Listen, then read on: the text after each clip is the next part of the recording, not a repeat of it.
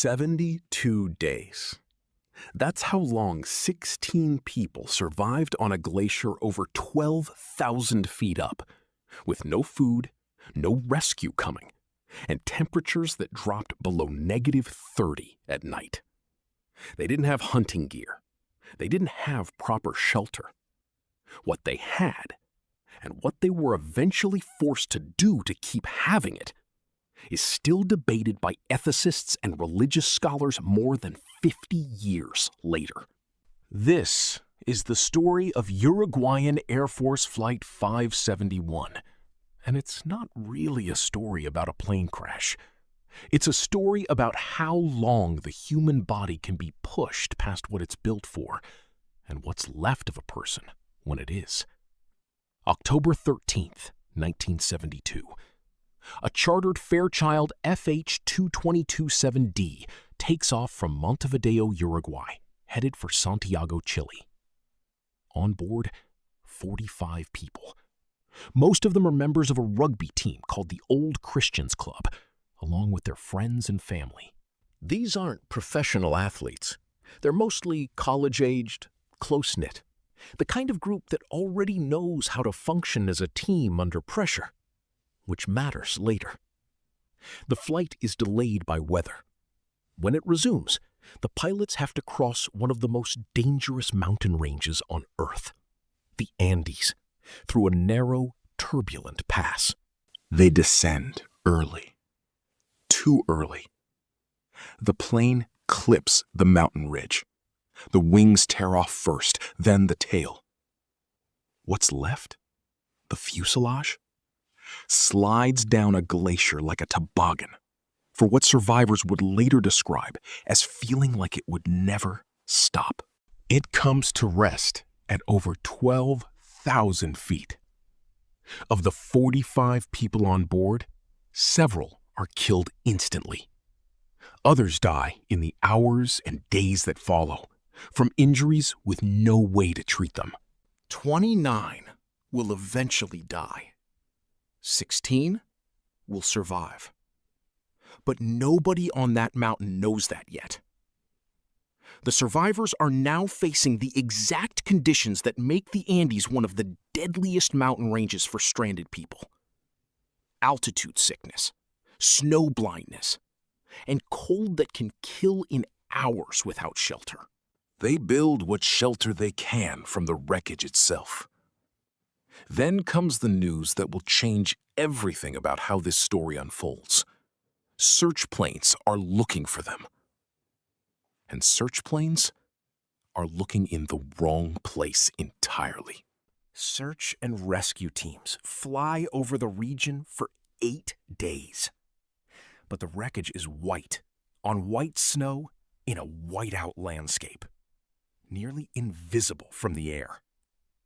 On day 8, the search is officially called off. The survivors don't know this at first. They find out through a transistor radio, hearing it announced like anyone else would. Then, weeks later, disaster compounds disaster. An avalanche crashes into the fuselage shelter at night, killing several more survivors in their sleep. By now, there is no food. There was never much to begin with. Some chocolate, some wine, scraps from the plane. It ran out fast. With no food source anywhere on the mountain and no rescue coming, the survivors face a decision that has no comparison in ordinary life: whether to eat the bodies of those who had already died in order to survive. It's important to say clearly what this was and wasn't. Nobody was harmed for food. The people they turned to had already died from the crash, the cold, or the avalanche.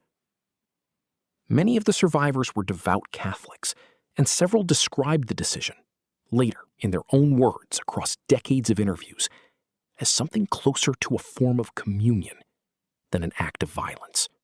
It wasn't an easy choice. Several refused at first. Some never fully made peace with it.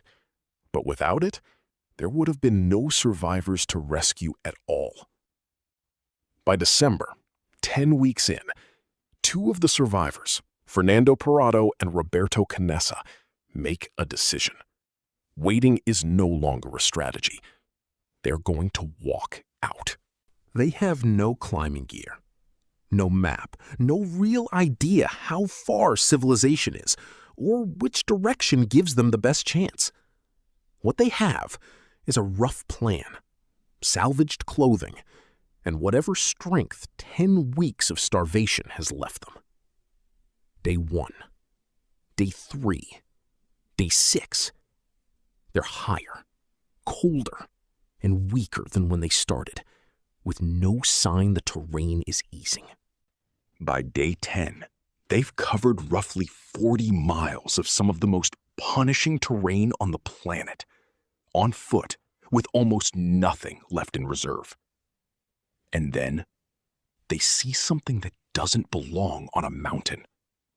A man on the opposite side of a river with mules. The man is a Chilean muleteer named Sergio Catalan. He can't cross the river to reach them, but he understands enough to know these two starving, frostbitten men need help. He writes a note, weights it, and throws it across. Word reaches authorities. On December 22nd and 23rd, more than 2 months after the crash, helicopters finally reach the wreckage. 16 people are brought off that mountain, alive. But nobody who walked off that glacier walked off unchanged. Survivors have spent the decades since talking not about triumph, but about what the experience taught them about the edges of endurance, physical, moral, and psychological. The story of Flight 571 isn't remembered because 16 people survived. It's remembered because of exactly what survival cost them to earn. If you want to understand how two starving men crossed 40 miles of the Andes with nothing but instinct, that trek deserves its own video on its own. Let me know in the comments if you want the full account of the walkout.